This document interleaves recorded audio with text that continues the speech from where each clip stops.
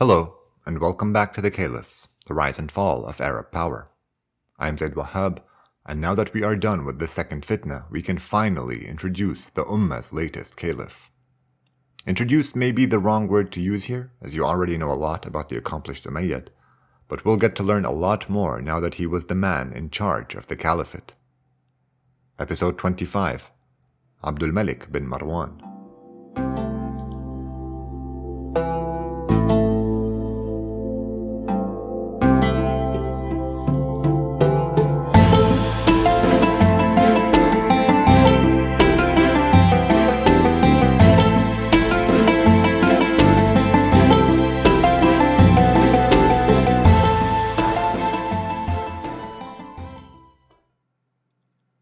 I think by now we've established a solid tradition when it comes to episodes named for their caliphs, the one where I provide a short account of the new leader's upbringing and past up until he took office.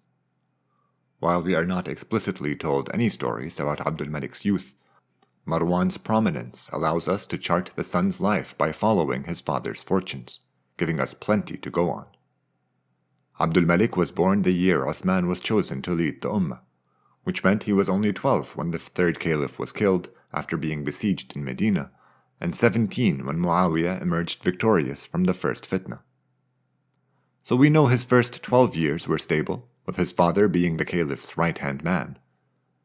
But that stability was swept away when Uthman was besieged and killed in Medina. And it's important to note that Abdulmalik had a front-row seat to all the brutality when he was still a child. He had to secretly slink away from the city with the rest of the surviving Umayyads after hiding in a granary for a while, a harrowing experience for anyone, let alone a teenager who until recently was sheltered by his father's wealth and influence. As a young man, he distinguished himself in Muawiyah's navy for a spell, but kept at arm's length by the caliph, Abdulmalik went back to Medina to assist his father with its governance. While we've already covered the rest, I'll repeat some highlights along with his age at the time. It was Abdulmalik who wrote to inform Yazid of the besiegement of the Umayyads in Medina at the start of the second fitna, when he was in his mid-30s. He carried his weight at the decisive battle of Marj Rahid, which reinstated Umayyad power in Syria a few years later. He must have been around 40 when he was hailed caliph following his father's death, and in his late 40s when Ibn Zubayr was killed, and all the caliphate's lands were reunited under his rule. We got a pretty good preview of Abdulmalik's decision-making during his long struggle against the sons of al-Zubayr, and in my focus on the second fitna itself, I did neglect to mention some of his noteworthy decisions from that period. The most important one by far was his commissioning of the construction of the Dome of the Rock in Jerusalem. Obviously, there are multiple theories as to his motivations, some saying the architecture makes it clear that it was an attempt to rival the Christian Byzantines, others that it was to assert control over the land. I'm unconvinced that Abdulmalik had anyone other than his subjects in mind, and so I think a good explanation is one that puts the second fitna in center stage. Ibn Zubayr always led the pilgrimage, and he had forbidden any Umayyads from participating while he was around. It's a reasonable guess, therefore, that Abdulmalik wanted to add to the religious character of his domain, and he had the perfect site in the Al-Aqsa Mosque where the second caliph himself had prayed. Erecting a fancy mosque to match the fancy temples and churches nearby may seem like an obvious choice, but I find it notable because for the first time ever, a caliph was laying the foundations for an actual state. Okay, so maybe there's a little hyperbole in that. And don't get me wrong, I realize that other governors had built impressive mosques before, even founded cities in faraway lands. But that was all done in the name of the Ummah, a vague collective resembling a tribal coalition. This project was different. It was a proclamation that the Umayyads were bringers of order and splendor, and that they were here to stay. When the Dome of the Rock was completed, it was beautiful, and it bore Abdulmalik's name. Another major policy change a few years down the line further confirmed Abdulmalik's statecraft. He became the first caliph to officially mint Arab coins, and he had all tax registers translated to Arabic and overseen by Arabs. Here too, we find all sorts of theories surrounding what prompted the caliph, usually fanciful stories with undertones of religious competition. Al-Tabari only mentions that coins had various weights and grades before these changes, complicating taxes, spending, and accountability. These were all reasonable needs for a budding state, needs which Muawiyah never really faced, further driving home the point that Abdulmalik was engaged in building something new here. Let's stick with Abdulmalik for a little while longer, because unfortunately for much of his reign we'll be discussing other people, who either rebelled against him or upheld his power. We last left him after he had conquered Iraq and decided to return to his capital in Damascus. In that same year, 692, Abdulmalik's brother commanded an army against the Byzantines, who had violated the peace treaty which had stood for over a decade. The battle at Sebastopol, on the south coast of Turkey today, was won by the Umayyads after thousands of Slavs abandoned the Byzantine armies. There are some short mentions scattered across our sources of Byzantine partisans needling the Arabs every now and then, but since they get most of their material from the oral histories, these Byzantine engagements are barely discussed. For example, let me tell you what Al-Yaqubi has to say about Abdulmalik's conquest of Armenia, which rebelled against Arab rule after some encouragement from Constantinople. Back when the territory was paying tribute to Mukhtar or Mus'ab, Abdulmalik was fine with the Byzantine attempt to regain influence there, but not anymore. Yaqubi tells us that, quote, Abdulmalik killed and enslaved, then wrote to the rebel leaders promising them safety. He brought them together in a church and burned them alive inside. End quote. So clearly Arab memory had not cared to preserve what took place in any detail, but whatever happened, it does not sound good. Al-Tabari shockingly has nothing to say about Armenia, and Al-Mas'udi sticks to amusing letters between the caliph and the emperor. But I thought the warming conflict with the Byzantines is noteworthy because it seemed important to Abdulmalik. In fact, back when he first became caliph, Abdulmalik had sent a small force west to Qayrawan, the caravansary that had been founded by Uqba bin Nafi', then overtaken by the Berber tribes in the early 80s. The commander of this new army was actually Uqba's deputy, but he was routed by the Berbers, then killed by the Byzantines, once he escaped from the desert to the shore. While there wasn't much Abdulmalik could do about it at the time, he kept the incident in mind, and one of his first acts after settling things with Ibn Zubayr was to send a 40,000-strong army to Africa under the commander of one of his many capable Qahtani generals, Hassan ibn Nu'man. Our sources delight in telling how it was the largest army Africa had ever seen, which of course wasn't true, but it seems like it made a big impression. The Arabs were obviously well suited to the terrain, and they had no problem retaking Qayrawan and eventually Hippo and Carthage, burning the latter to the ground according to some dramatic narrations. They would go on to found what we know today as the city of Tunis and achieve great success in their service to the caliphate. But these are all events we will discuss some other time. Okay, now comes the part where we need to talk about people other than Abdulmalik. In this case, Al-Hajjaj bin Yusuf al-Thaqafi, the commander who took out Ibn Zubayr in the early 90s. One of the first things he did after that was tear down the Kaaba again and rebuild it exactly as it had been before Ibn Zubayr's renovation of the shrine. He then punished any and everyone he suspected of being disloyal, resentful, or even insufficiently enthusiastic. I know I've harped on about brutal governors before. Busr was a bloodletter, Ziyad was strict in the name of duty, and Ubaydullah was sloppy. But believe me when I say that Arab history knows no meaner governor than Al-Hajjaj bin Yusuf. I think Busr was bloodier and more shocking, but nobody terrorized the people under his charge like Al-Hajjaj, and it'll show in the next few episodes. Already in Medina he gets shamed by Abu Bakr's daughter, mother of Ibn Zubayr, for his cruelty in displaying her son's body, either crucified or impaled for 3 days. Mas'udi has a diverting story about this time, and he tells us that Muhammad ibn al-Hanafiyyah wrote to Abdulmalik, asking him to tell his notorious governor to lay off so that the Hashemite could participate in the Hajj. Abdulmalik told Hajjaj that Muhammad ibn al-Hanafiyyah was not to be messed with, and so when the two ran into each other in Mecca, the governor commented on the matter, and Muhammad ibn al-Hanafiyyah used a clever turn of phrase in reply, one both witty and devout, about how God's attention never fails to protect the pious. Al-Hajjaj was so impressed with it that he used it in a letter to the caliph, who, in turn, was so pleased with it himself that he used it in a letter to the Emperor of Byzantium. Constantinople's reply came saying that such eloquence could not have come from a ruling family, only from a prophet or his kin. After all, who other than Byzantine royalty would have such a discerning ear for Arabic prose, right? Anyway, enough silliness. Al-Hajjaj's reputation could have been a liability for Abdulmalik, but the Caliph realized he could use someone like him in charge of Iraq, whose cities kept rebelling against the Umayyads in charge of them. Unknown assailants, though our sources figure they must be Kharijites, had assassinated the governor of Kufa, the Caliph's own brother, while he was leading prayers at the mosque. To make matters worse, the governor of Basra had replaced the great general al-Muhallab with his own brother, who immediately proceeded to get himself killed fighting the fierce Azariqa Kharijites.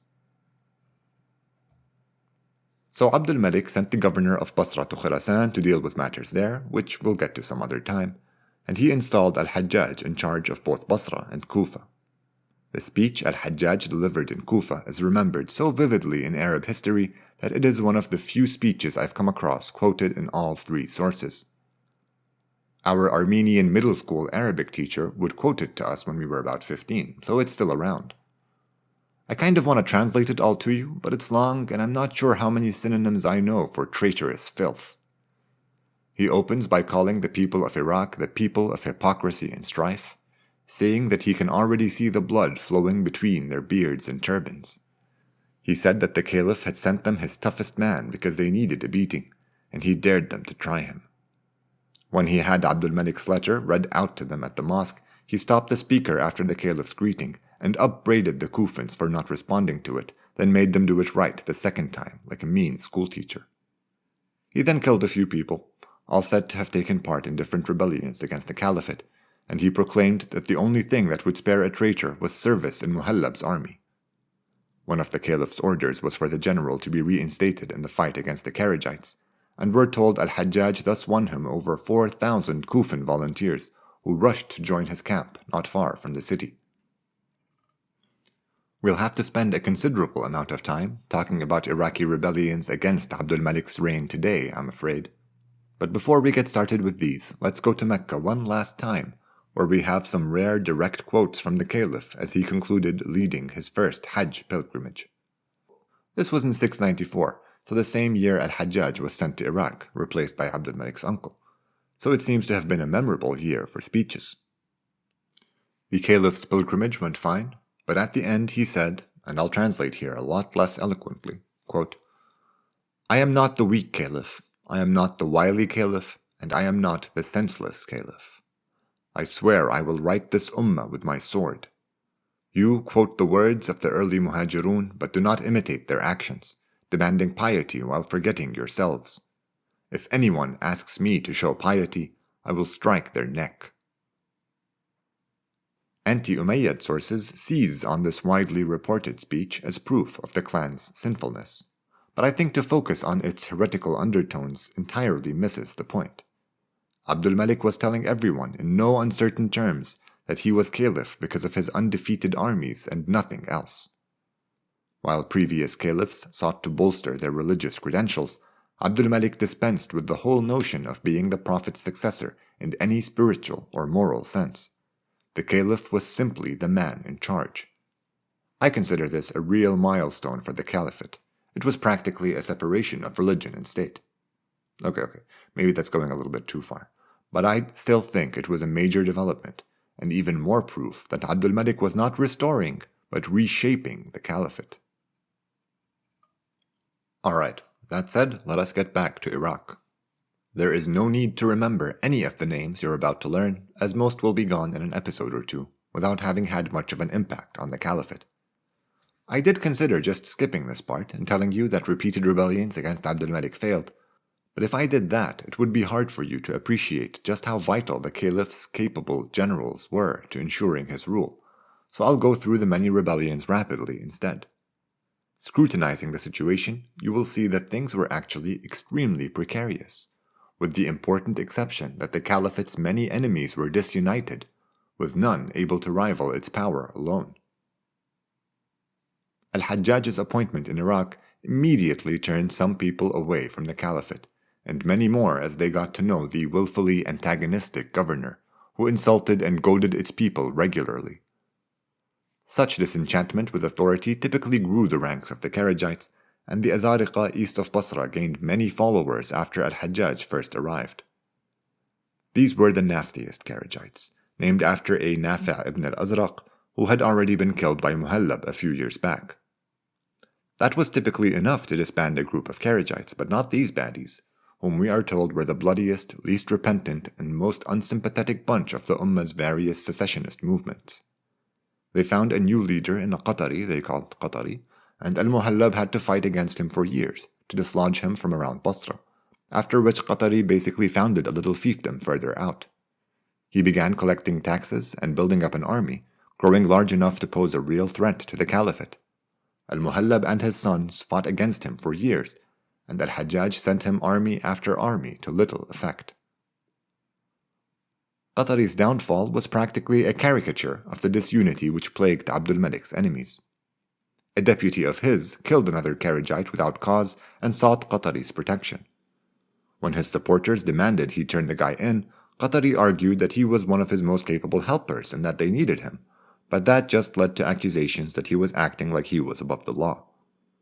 The Azariqa grew divided on the issue and fought each other for months.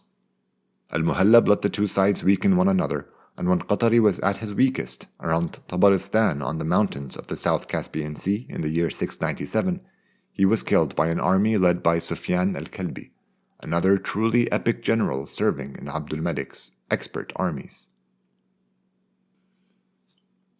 There's not one, but two more rebellions to tell you about in Iraq. When al-Hajjaj first arrived, he put 3 of al-Mughira bin Shu'ba's children in charge of its cities. They were kin from the same town and tribe as the new governor, and their father, the Dahiya, had enjoyed a reputation for success in managing the province, so it must have seemed like a reasonable call. Mutraf ibn Mughira, the eldest, in charge of Madain, was deeply moved by the plight of its Mawali, and before too long he was questioning the justice in barring these Muslims from the rights held by the Ummah's Arabs. He blamed the worldly aims of the caliphate and its leadership, and seems to have professed his belief that a proper election council held by the Qurayshi chiefs would return the Ummah to the right path. This guy wasn't even Qurayshi himself, he just really seems to have bought into the idea of a shura. Anyway, Mutraf didn't really go against al-Hajjaj's authority until the entire north of Iraq was in open rebellion, and that was the doing of Shabib.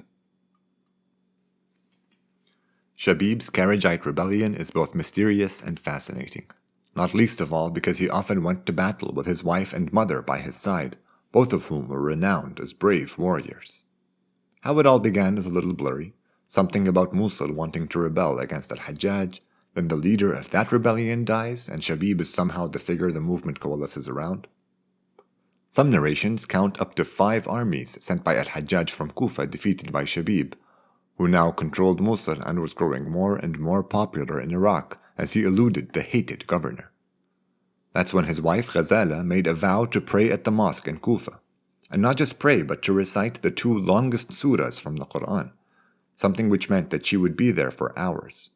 She, Shabib, and a couple hundred partisans made the trip down, fought off al-Hajjaj's men as the governor fortified himself in the castle, and basically dominated the city while the lady fulfilled her vow.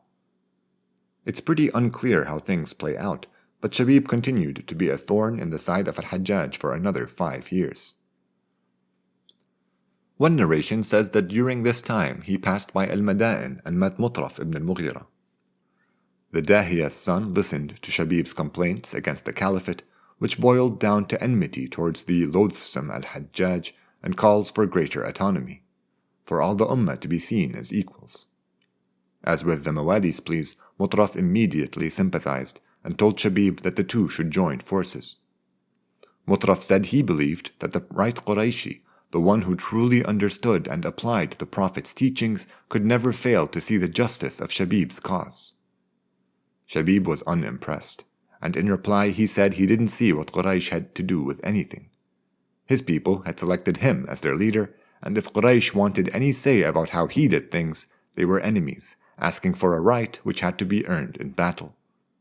The narration may be a little doubtful, but the point it makes is that despite both seeking to overthrow the same authority, the two movements could not see eye to eye.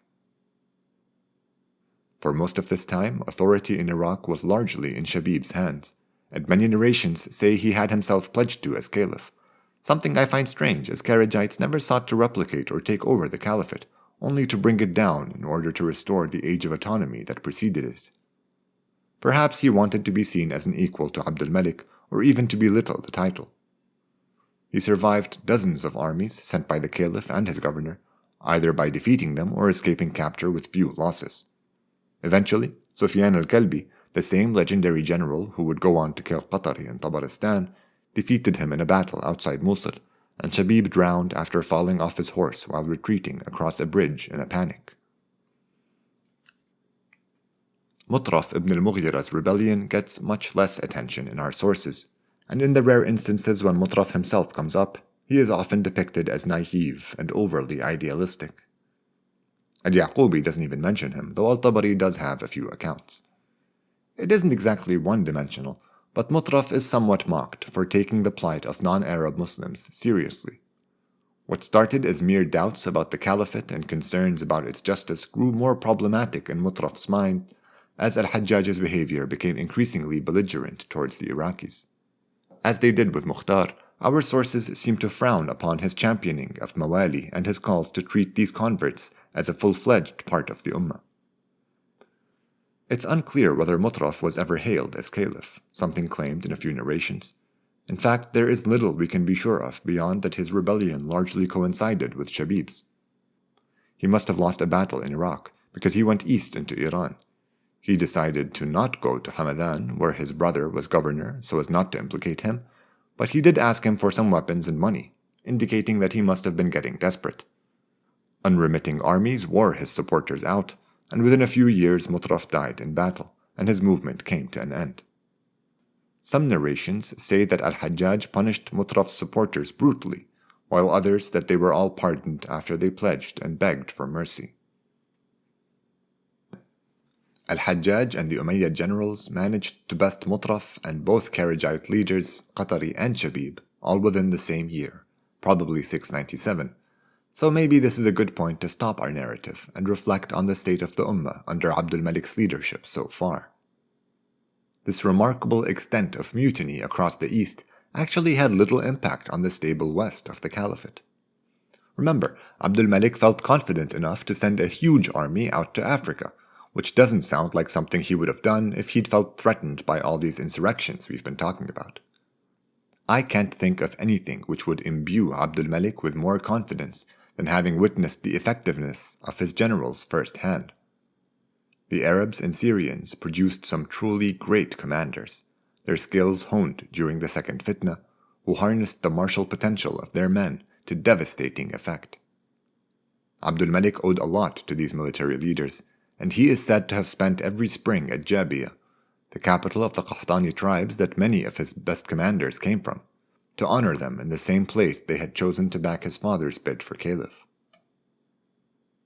Another man Abdulmalik owed greatly for his service was the vicious al-Hajjaj. The governor's legacy is heavily contested in later sources. These early ones are united in portraying him as a bloodthirsty maniac intent on breaking the Iraqis in punishment for their seditious tendencies. Later historians muddle this impression by musing about how he was actually really pious and was trying his best to keep the Ummah united, or simply carrying out orders, or that the Iraqis had it coming. They have all kinds of takes. Anyway, it's probably best that we hold our judgment until we are done with the man. Al-Hajjaj is going to stick around for a little longer. He is probably the only name worth remembering from the many I threw at you today. I think it's fair to say that Abdulmalik had done a terrific job so far. He dealt with internal rebellions, failed military strategies, influential insiders, the sons of Ibn Zubayr, renewed aggression from the Byzantines, an unruly East, and so much more, growing ever stronger with each conquered challenge.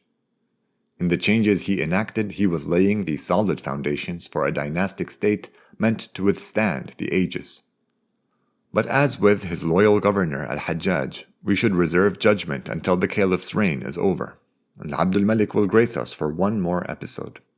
So join us next time here on the Caliphs, the rise and fall of Arab power.